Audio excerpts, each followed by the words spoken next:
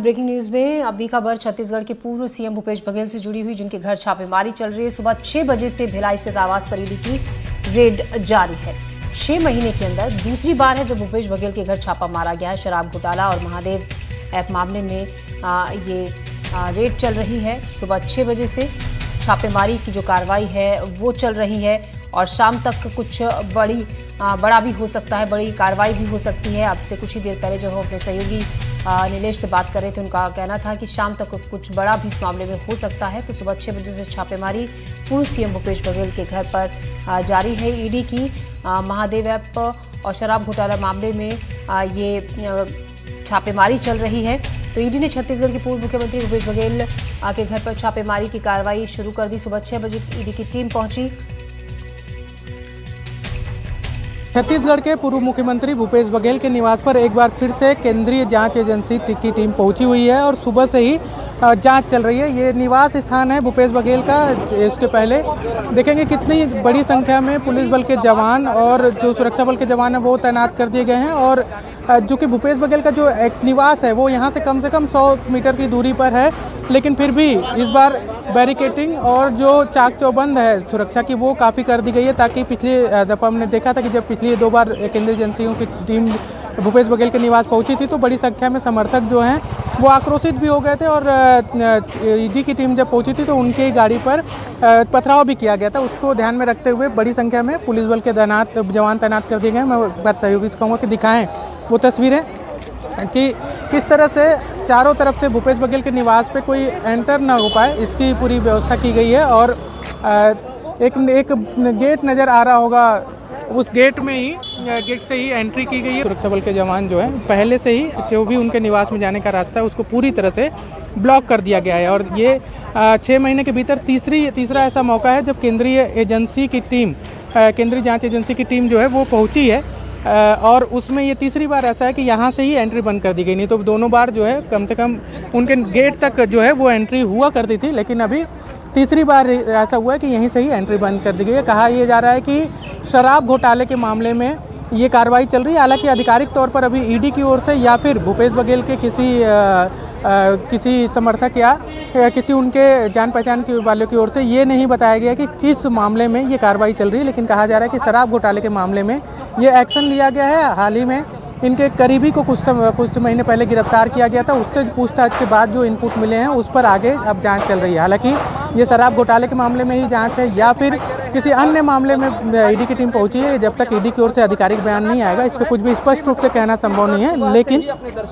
एक बार फिर से तस्वीरें देख लीजिए कि लगातार जो है जाँच चल रही है और बाहर में बड़ी संख्या में पुलिस बल और केंद्रीय एजेंसियों की जो सुरक्षा बल की एजेंसियों की टीम है वो मौजूद है और ये जाँच जारी है। कहा यह भी जा रहा है, चर्चा इस बात की है कि आज की जांच के बाद कोई बड़ा एक्शन भी लिया जा सकता है। वो एक्शन क्या होगा, बता दूं कि आज ही भूपेश बघेल के जो बेटे हैं, इकलौते बेटे हैं चैतन्य बघेल, उनका जन्मदिन भी है। ऐसे में जन्मदिन के दिन केंद्रीय जांच एजेंसी की टीम का पहुंचना, इस बात को लेकर चर्चा चल रही है कि भूपेश बघेल के जो समर्थक हैं इसको किसी दूसरे रूप में भी ले सकते हैं और उसी के ध्यान में रखते हुए ही इतनी सुरक्षा के इंतजाम किए गए हैं। लेकिन अब इसमें आगे क्या होगा ये देखने वाली बात होगी। दुर्ग से नीलेश त्रिपाठी, एनडीटीवी। तो आज कोई बड़ा एक्शन भी शाम तक लिया जा सकता है। भूपेश बघेल के घर छापेमारी को लेकर कांग्रेस कार्यकर्ताओं में भी रोष है। भूपेश बघेल के समर्थक उनके निवास पर पहुंचने लगे हैं। हमारे संवाददाता नीलेश त्रिपाठी ने प्रदेश युवा कांग्रेस के अध्यक्ष आकाश शर्मा से बातचीत की। पूर्व मुख्यमंत्री भूपेश बघेल के निवास पर ईडी की टीम एक बार और पहुंची है, जांच चल रही है और उनके समर्थक भी अब उनके निवास पर पहुंचने लगे हैं। प्रदेश के जो कांग्रेस के युवा विंग के अध्यक्ष हैं वो हमारे साथ हैं, यूथ कांग्रेस के आकाश शर्मा जी।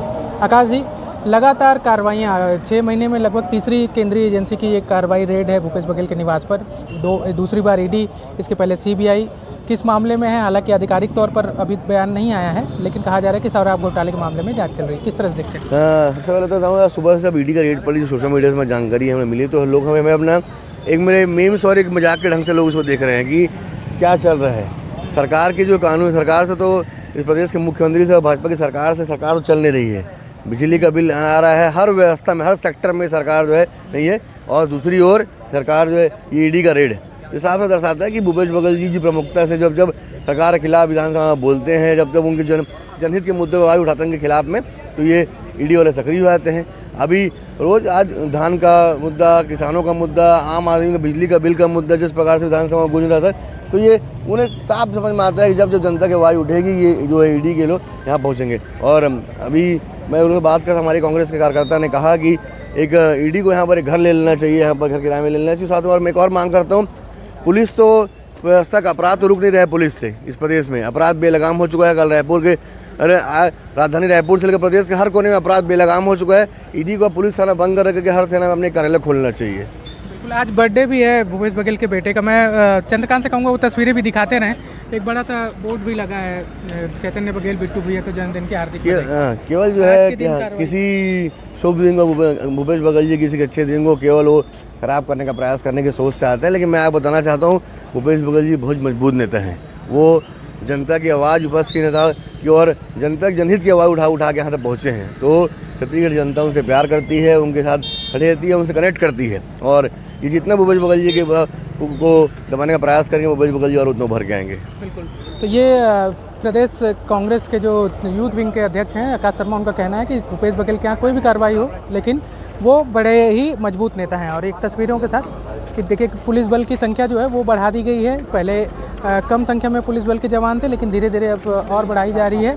और खासकर इस बार जो रेड की खास बात है कि मीडिया और उनके समर्थकों को पहले ही बैरिकेड से रोक दिया गया है, अंदर जाने नहीं दिया जा रहा है। और पुलिस बल की संख्या जो है वो लगातार, सुरक्षा बल के जवानों की संख्या जो है वो लगातार बढ़ाई जा रही है। तो अब देखने वाली बात ये होगी कि सुबह 6 बजे से शुरू हुई ये कार्रवाई कब थमती है, और जब कार्रवाई थमती है तो उसके बाद क्या होता है। दुर्ग से नीलेश त्रिपाठी, NDTV।